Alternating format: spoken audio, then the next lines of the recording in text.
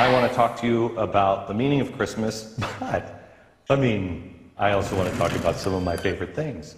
They aren't expensive, some have no monetary value at all, but what makes Christmas the most memorable time of the year is being with our family, and it's about giving and not receiving.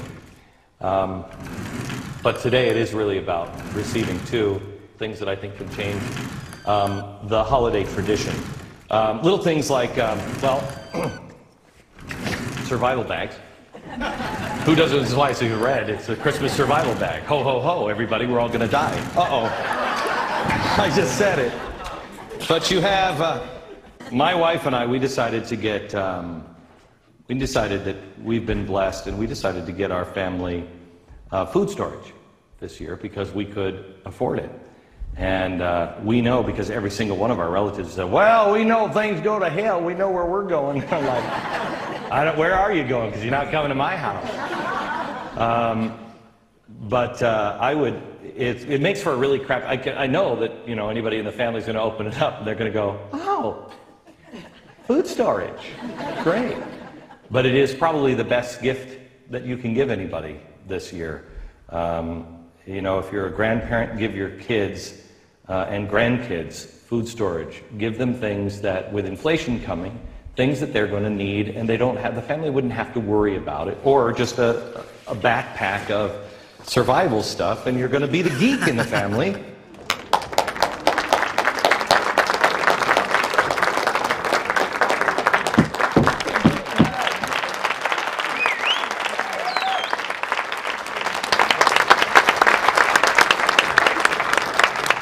The far-left loons and American haters are vile and deserve nothing but scorn. They sip their lattes and pontificate about a world they know nothing about. They believe America is the primary evil in the world. Now, these people are off the chart dangerous, but they have a foothold in America.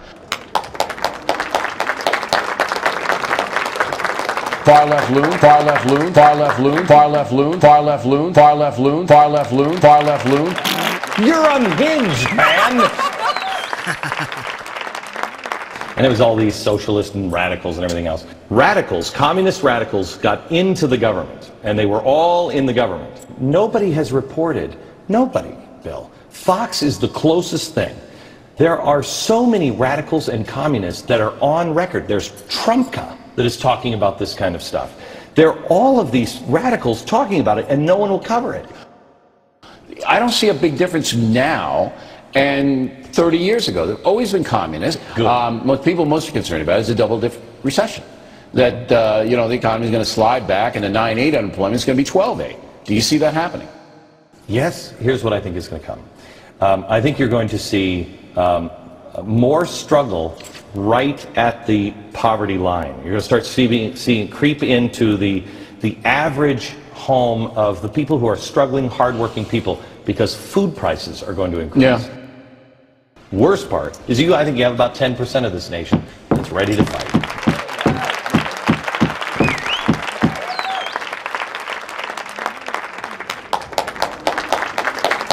My good friend and colleague Glenn Beck, and I love to chat with Beck. Are we going to have a revolution next week?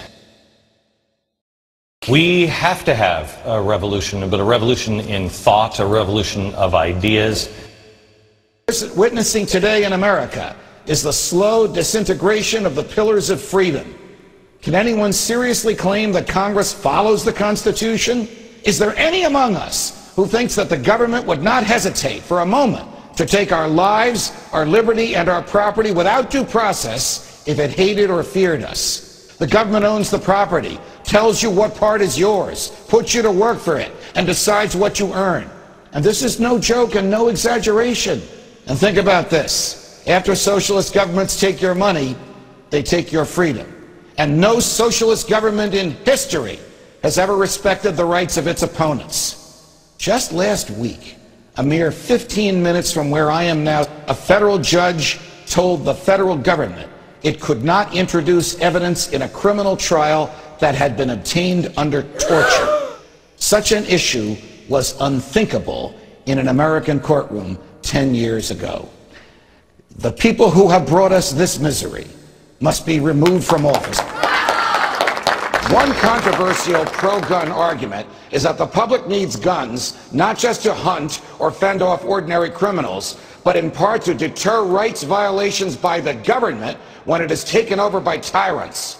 To some, that sounds like crazy militiaman talk. But governments really do commit violent crimes. We're starting to look at fascism.